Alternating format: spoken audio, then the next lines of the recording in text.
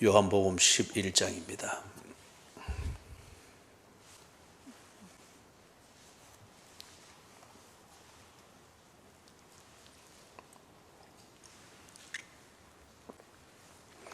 (11장) 1절에서부터 7절 같이 읽습니다. 어떤 병자가 있으니 이는 마리아와 그 자매 마르다의 마을 베다니에 사는 나사로라. 이 마리아는 향유를 주께 붓고 머리털로 주의 발을 닦던 자요, 병든 나사로는 이에 그 누이들이 예수께 사람을 보내어 이르되 주여 보시옵소서, 사랑하시는 자가 병들었나이다 하니 예수께서 들으시고 이르시되 이 병은 죽을 병이 아니라 하나님의 영광을 위함이요 하나님의 아들이 이로 말미암아 영광을 받게 하려 함이라 하시더라. 예수께서 본래 마르다와 그 동생과 나사로를 사랑하시더니 나사로가 병들었다 함을 들으시고 그 계시던 곳에 이틀을 더 유하시고 그 후에 제자들에게 이르시되 유대로 다시 가자 하시니. 7절까지입니다. 오늘 다루는 내용은 마지막 44절까지 그 내용이 되겠습니다. 나사로 그리고 마르다, 마리아 3남매입니다. 예수님과 아주 친했습니다. 그리고 예수님께서 이 3남매와 교제를 하는 거기에는 아주 인간미가 있었던 게 분명합니다. 갈릴리에서 예루살렘으로 오시고 그리고 예루살렘에서 갈릴리로 돌아가시고 그럴 때에 예루살렘에서 여리고 가는 그 도중에 예루살렘에서 여리고 방향으로 한 3km 정도 떨어진 곳에 이 베다니, 이 3남매가 사는 베다니라고 하는 이 마을이 있었습니다. 그래서 예수님이 오며 가며 들릴 수 있는 곳이었고, 때로는 어쩌면은 국수 한 그릇이 생각이 나면은 만만하게 찾아가서 편하게 먹고 그리고 인간미가 있는 그런 교제를 나누고 하여튼 그런 곳이 분명합니다. 여기서 나오는 그 분위기도 지금 그렇죠. 그런데 지금 그 가정에 문제가 생겼습니다. 문제는 이미 이 가정에 꼭 몸에 끼인 때처럼 문제는 이 가정에 언제나 붙어 있었습니다. 지독하게 가난했습니다.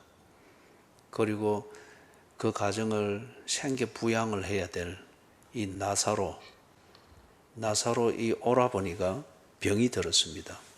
심한 병인 것이 분명합니다. 그러니까 이 이제 자매 간에 오라버니 병수발도 하고 그 다음에 생계 부양도 해야 되고 그러니까 아마 이 마리아는 그 향유 붓던 여인이라 하는 것을 볼 때에 누가복음입니까? 거기서는 향유 붓는 이 여인에 대한 기사가 나오죠. 그때 그 여인을 소개할 때에 뭐라고 소개되어 있죠?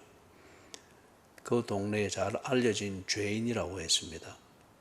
그러면 모든 사람들이 아는 죄인은 그 당시에 몇 가지 그 직업군이 있습니다. 그 중에 매춘부는 알려진 죄인입니다. 그러면 이 마리아는 보면은 마르다도 그렇고 마리아도 그렇고 참 착합니다. 순수합니다. 그런데 마리아가 매춘부를 한다, 이것은 생계형인 게 분명합니다. 고대에도 그렇고 지금도 그렇지만 가난한 나라, 그 다음에 부유한 나라라 할지라도 재미로 또는 자기 정욕을 위해서 타락을 즐기는 그것으로서 매춘부를 하는 이게 우리에게 통념이 되어 있습니다만은, 그러나 이걸 외에 달리 먹고 살 길이 없고 가족을 부양할 그게 없을 때에 생계형 매춘부들이 있었던 것을 알 수 있고, 지금 우리 시대에도 그런 경우가 있죠. 그런 경우는 참 마음이 아픕니다. 그리고 그런 것은 옳으냐 그르냐를 판단하는 것이 참 골치 아프게 만드는 문제입니다. 이 마르다와 마리아 참 착하고 순수합니다. 오라버니도 착하고 순수한 건 분명한데, 그러나 생계 활동을 할 수 있는 이 능력이 없고, 생계를 부양할 수 있는, 돈을 벌고 이래 할 수 있는 생활력은 많이 떨어지는 것 같습니다. 그렇기 때문에 이 삼남하게 사는 이 가정이, 가난은 그냥 체질처럼 되어 있습니다. 가난은 체질처럼 되어 있습니다. 우리가 착하게 산다고 해서 여유 있게 사는 것만은 아닙니다. 착하게 사는 것과, 그 다음에 사람이 착하다고 하는 것과, 경제적으로 여유가 있다, 또는 착하기 때문에 언제나 건강하다, 그런 덩식은 없습니다. 착할 때에 이런 것을 감수를 할 수는 있겠죠. 그런데 예수님과 교제를 이렇게 하고, 예수님도 이 가정에서 교제하는 걸 좋아하는 것은 그 가정이 부유하거나 여유 있거나, 그 다음에 거기에 가면은 다른 데서 못하는 것을 해볼 수 있고, 그것 때문에가 아닌 게 분명합니다. 그러나 예수님이 이 가정, 그리고 이 가족들과 교제하는 것을 좋아했던 것을 알 수 있습니다. 그렇기 때문에 거기에도 그들을 사랑했다고 합니다. 사랑했다고 합니다. 자, 그런데 이제 전가를 받았습니다. 오라버니가 병들어 죽게 되었습니다. 알렸습니다. 중요한 사건을 나누고 중요한 뉴스를 나누는 것, 그것은 교제의 깊이와 이 교제를 내가 얼마나 중요하게 여기는가, 신뢰도를 나타내는 하나의 표식이기도 하죠. 그래서 예수님께 급히 전가를 보내서 이렇게 됐습니다. 예수님께서 그 가정을 향해서 가십니다. 자, 사랑하는 여러분, 여기서 이제 예수님이 그 가정에 가서 그들과 평상시에 나누지 아니하던 그 교제, 예수님의 그 깊은 면을 보여주고 있습니다. 예수님이 거기서 세 가지 찾아가셔서 세 가지를 말합니다. 26절에서 이것을 네가 믿느냐? 믿느냐, 믿지 않느냐? 믿느냐? 그리고 34절에서는 그를 어디 두었느냐? 문제가 어디 있느냐? 문제가 무엇이냐?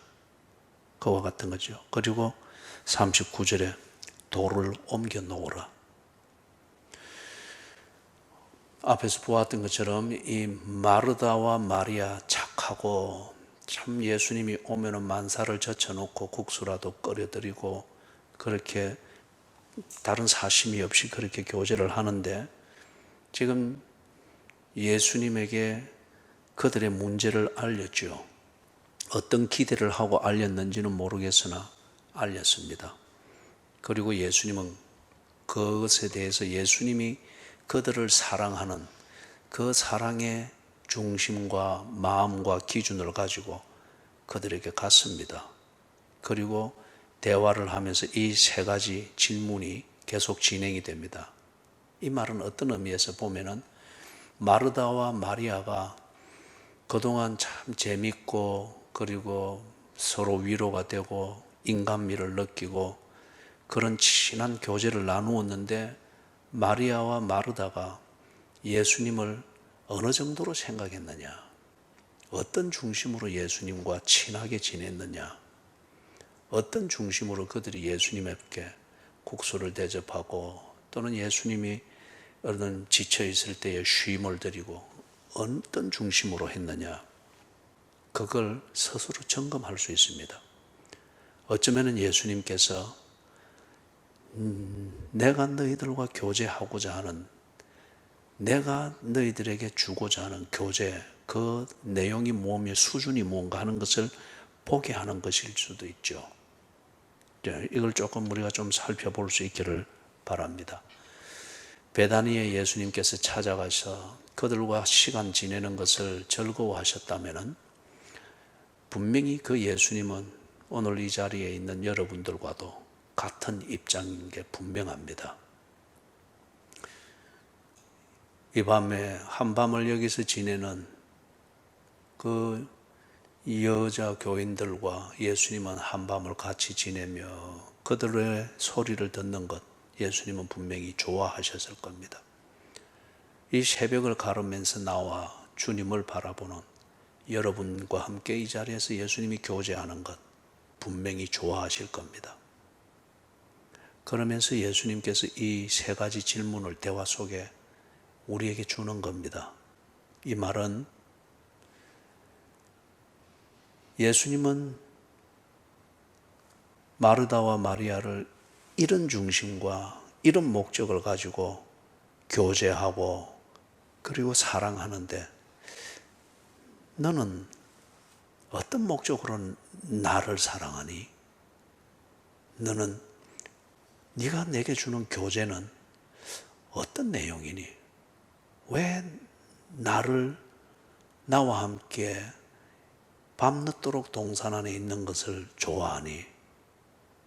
왜 너는 나를 만나기 위해서 그 참 힘들고 피곤할 수 있는 새벽인데 나를 찾니? 나는 너를 이래서 찾는데 너는 나를 어떤 의미로 어떤 내용으로 나를 찾니? 그것과 같은 겁니다. 마르다와 마리아에게 주는 이 질문으로 이어지는 이 대화를 우리 각자가 이 새벽에 잘 새겨보아야 합니다. 이 질문에 대해서 대답이 되어질 때, 그리고 이 질문에 따라 예수님과 서로 이심점심이 되는 대화가 될 때 우리는 분명히 예수를 믿는 사람일 겁니다. 그리고 이 믿음의 근거에서 예수를 사랑하는 사람이며 내게 주고자 하는 예수님의 온갖 은혜를 누리고 받을 준비가 되어 있는 그런 교제를 할 만한 사람이 되겠지요. 예수님께서 이 집에 찾아갔습니다. 초상이 났습니다. 그래서 언니 마르다가 맞이하러 딱 나온 거예요. 그때 예수님이 이 마르다를 위로했습니다. 근데 마르다도 참 착합니다. 이 와중에 주순주순 문상객들 챙기느라 젖은 손 닦으면서 예수님께 와서 오셨습니까? 참 착합니다. 그러나 대단히 슬픕니다. 예수님이 이 마르다를 위로하는데 다른 보통 문상객들의 진부한 말이 아닙니다. 나를 믿는 자는 죽어도 살겠고 무릇 살아서 나를 믿는 자는 영원히 죽지 아니하리라.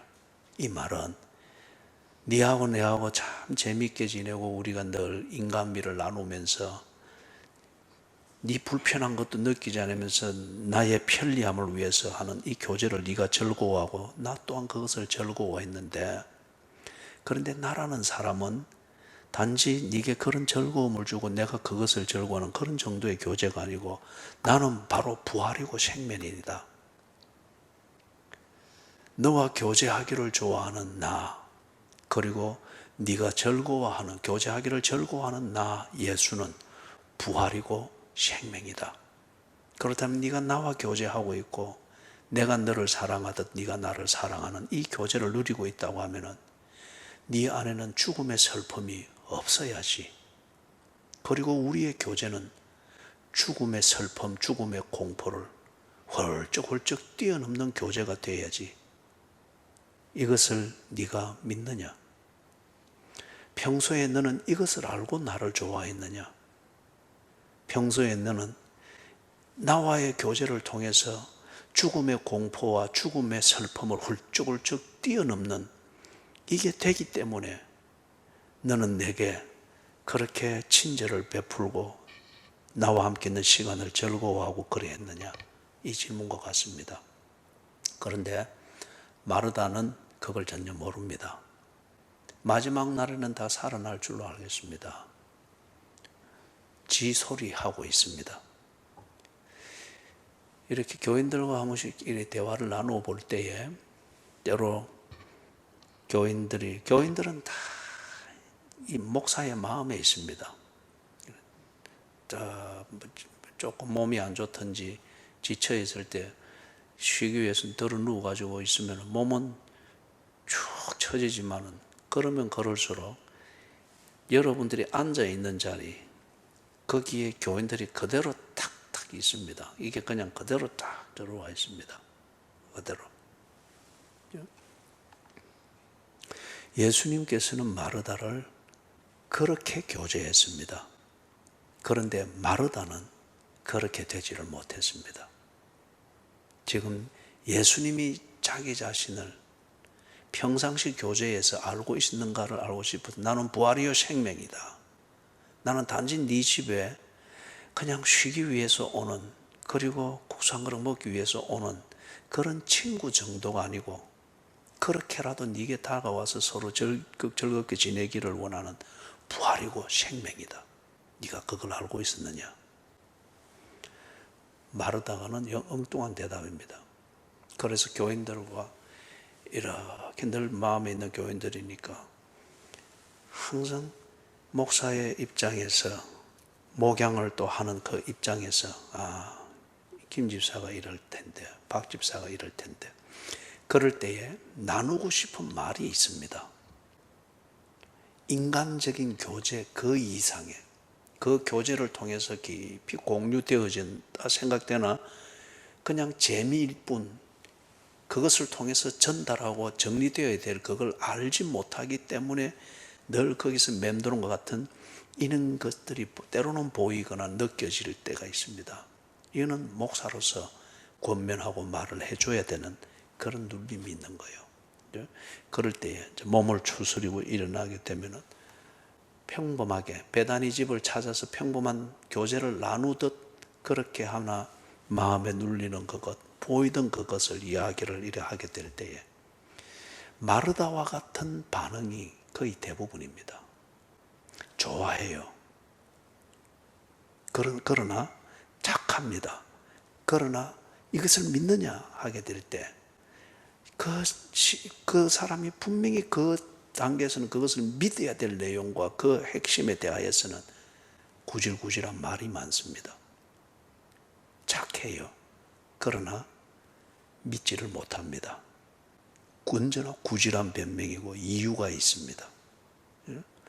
참 피곤한 교인입니다. 인간적으로 피곤하다고 하는 것이 아니라 양육이 안 돼요. 언제나 거기에 다 맡겨 있습니다. 지금 26절에서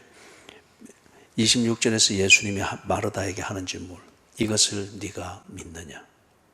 사랑하는 여러분, 마르다나 마리아가 예수님을 열망합니다. 열망하고 무엇이라도 그 예수님의 편리를 위해서 해줄 수 있는 열망도 있습니다. 그러나 열망할 정도로 사랑하고 그래서 교제한다, 그것이 꼭 믿고 있다고 하는 것을 말하는 것은 아니에요. 믿고 있다고 하는 것을 말하는 것은 아니에요.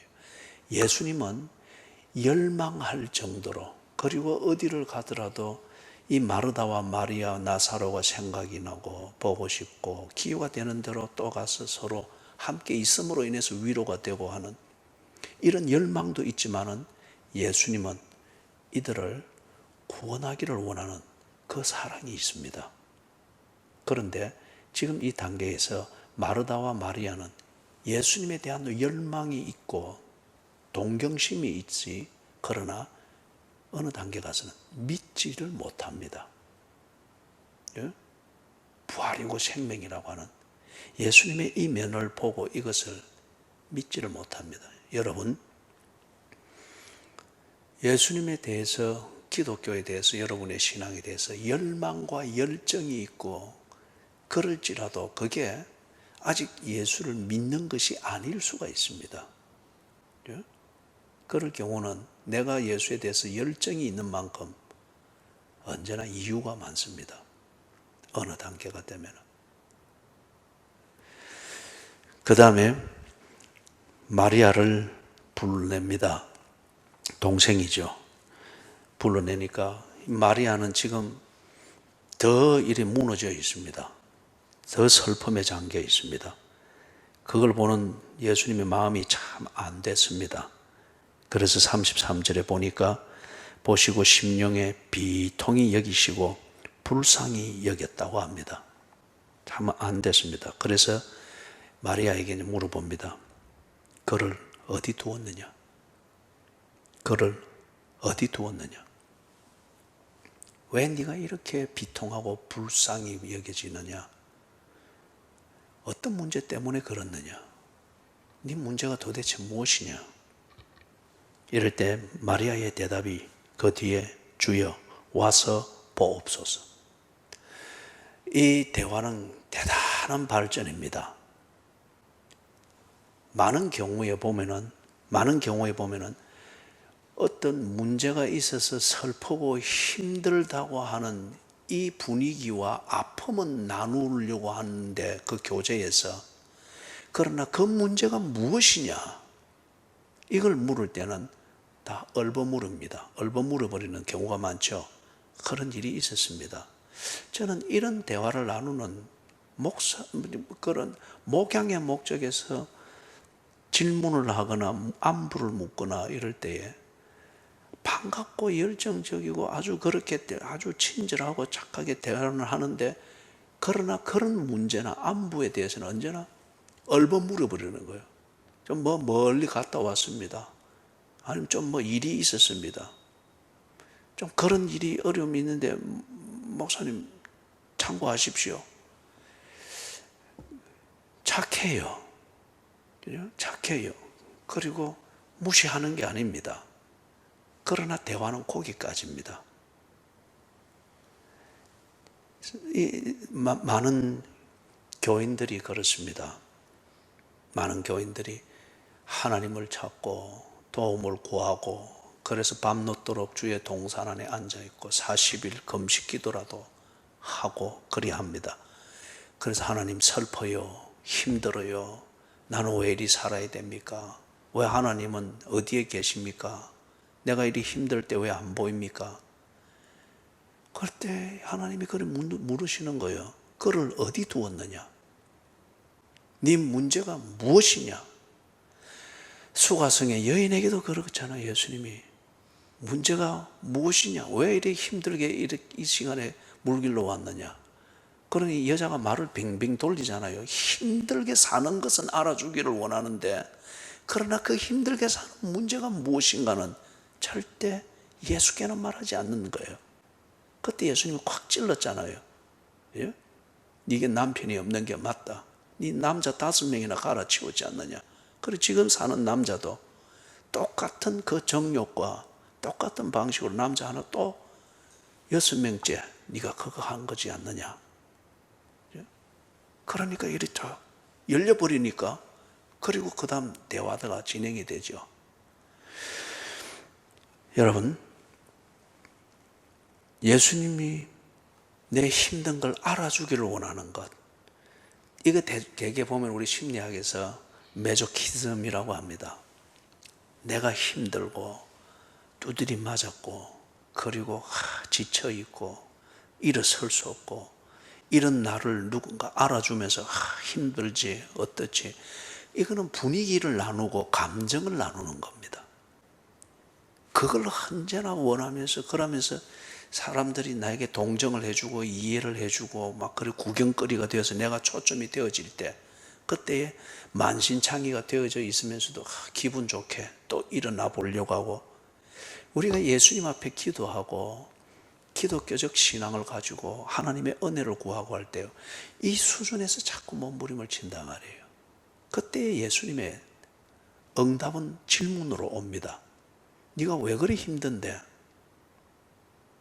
왜 그리 네가 괴로워하는데? 그래, 네 힘들어하는 거 내가 보고 있다. 문제가 뭔데? 그를 어디 두었느냐? 이때에 예수님 그런 게 있습니다. 내가 그것까지는 보여주고 싶지 않습니다. 그것까지 고치라. 그러면 내가 그것까지는 보여주고, 그런 거는 예수님 몰라도 되니까 힘든 거 이거 좀 어떻게 해 주십시오. 이게 앞에서 내가 교인들과 나누던 대화, 그런 스타일의 교인들과 나눌 때 다 그런 게 있습니다. 그거 같은 거죠. 이거는 믿는 게 아닙니다. 이거는 믿는 게 아니고 하나님의 동정, 감정, 또는 심리학과 상담학에서 말하는 라포, 이것을 동정을 구하는 것밖에는 안 돼요. 그런데 하나님은 거기에 대해서 믿지 않을 때에 믿어야만이 감당할 수 있는 그 은혜를 주시지 않는 거예요. 그거는 3살짜리 아이에게 그냥 좋다고 해서 스테이크를 한 덩어리 그냥 입에 넣어주는 것과 같은 거죠. 그거는 아이가 죽는 겁니다. 감당이 안 되니까. 주님이 우리가 힘들어하는 것, 나름대로 문제가 있어서 떼약볕 12시에 사람들의 눈을 피해서 물길로 오듯이 사는 우리의 모습, 밤을 새우는 모습, 새벽을 드리는 모습, 그리고 주의 십자가 앞에서 울고 처량하게 앉아있는 이 모습 알고 있습니다. 그래, 나를 알아주십시오. 지금 여기까지 돼서는 안 돼요. 그를 어디 두었느냐? 네 문제가 무엇이냐? 왜 그리 네가 힘이 드냐? 몰라서 묻는 것은 아니에요. 왜 묻습니까? 믿는지 안 믿는지를 보기 위해서입니다. 그저 즐거움을 위해서 서로 국수 한 그릇 나누면서 서로 그 분위기로서 또 스스로 카타르시스가 되고 또 한번 위로를 얻고 또 그게 지금 그 단계가 아니다 말이에요. 그죠? 그를 어디 두었느냐? 주여 와서 보시옵소서. 열어 보여줍니다. 예수님께서 무덤으로 가셨죠. 보니까 돌로 막아놨습니다. 유대인들이 시체를 보관하는 그 양식입니다. 우리는 매장을 하는데 그들은 굴에다가 시신을 넣습니다. 그리고 돌로 막아둡니다. 뒤에 돌을 열고 들어가서 시신을 다시 수습을 해야 되기 때문에 돌로 막아 놓습니다. 거기 가서 보니까 38절에 이에 예수께서 다시 속으로 비통하게 여기시며 무덤에 가시니 무덤이 굴이라 돌로 막았거늘. 39절 같이 읽습니다. 예수께서 이르시되 돌을 옮겨 놓으라 하시니 그 죽은 자의 누이 마르다가 이르되 주여 죽은 지가 나흘이 되었음에 벌써 냄새가 나나이다. 여러분 상당히 진전이 됐죠. 뭐 그런 게 있습니다. 이 정도에서는 아니고 그냥 내 위로만 해주면 됩니다. 이 정도가 아니고 와서 보시옵소서. 지금 우리 집 형편이 이렇습니다. 내 남편 상정이 이렇습니다. 내가 주님 앞에 밤을 새우며 주님의 은혜를 구하는 내 문제가 이것입니다. 그죠? 그까지는 보여줍니다. 그런데 그 문제의 뿌리가 뭔지요? 그게 어디에 있는지 이것까지는 아직 열어놓지를 못합니다. 거기에 대해서 예수님이 꽁꽁 숨겨놓은 마지막 내 자존심이라 생각을 하면서 꽁꽁 숨겨놓은 거기에서 앞에 서서 예수님이 마지막 그 자존심이라 하는 그것까지는 보여주고 싶지 않다고 하는 그것을 옮겨 놓을 것을 명령합니다. 돌을 옮겨 놓으라 하시니. 사랑하는 여러분, 믿는다고 하면은 이것까지 할 수 있어야 됩니다. 그게 그냥 단지 감정을 교환하고 서로 위로를 나누는 그런 교제 그 이상, 즉 믿음의 교제일 것 같으면은 그 사람이 하라고 하는 것을 합니다. 그 사람을 믿는 것 같으면은 그 사람이 원하는 것을 합니다. 그 사람이 하라고 하는 것을 합니다. 그렇게 믿을 만한 사람을 찾았을 때에 분명히 그렇게 합니다. 지금 예수를 믿는 것 같으면은 예수가 돌을 옮겨 놓으라. 기꺼이 옮겨 놓으면서 마지막까지 숨기고 싶은 그것이 드러나는 것에 대하여서 감정은 불안하지만은 그를 믿기 때문에 옮겨 놓으라 할 때 옮겨 놓을 수가 있을 겁니다. 사랑하는 여러분, 서울의 어느 한 변호사가 참 촉망받는 변호사입니다. 그런데 이분이 촉망받고 그 다음에 뭐 사회적 관계가 아주 많고 그 다음에 이 뭡니까 소송건도 많이 해서 많이 처리하고 이래 하니까 손님이 왕래가 많지 않겠어요?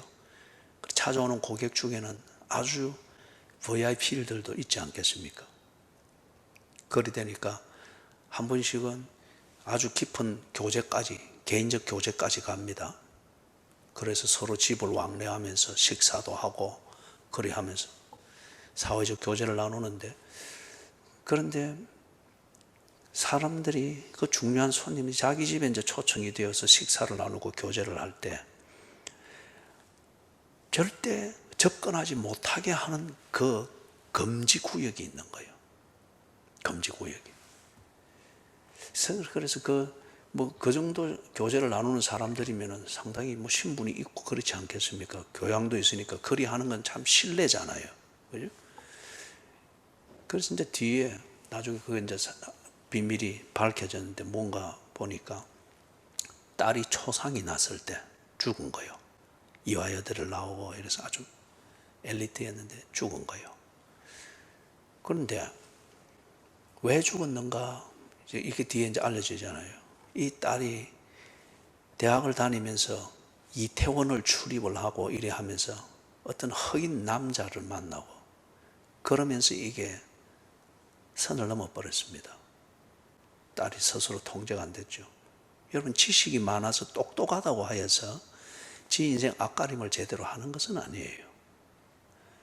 그리 되다 보니까 이 딸이 아주 막 성생활이 문란해졌습니다. 그래서 매독이 걸린 거예요. 이게 이제 부끄럽다고 이걸 치료를 못 하는 겁니다. 그 다음에 이게 이제 더 심해지니까 이 아버지도 사회적 명망이나 이런 것들이 일하면 자기 신분과 하는 일에 그렇고 집안 부끄럽고, 그 다음에 이 딸도 역시 자기 자의식이 있으니까 숨어 지냅니다.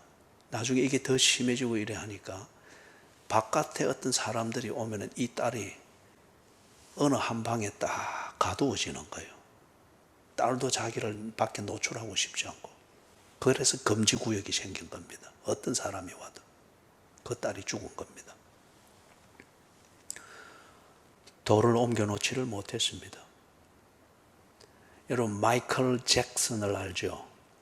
마이클 잭슨, 아주 유명했던 팝 가수였죠. 몇 년 전에 죽었습니다.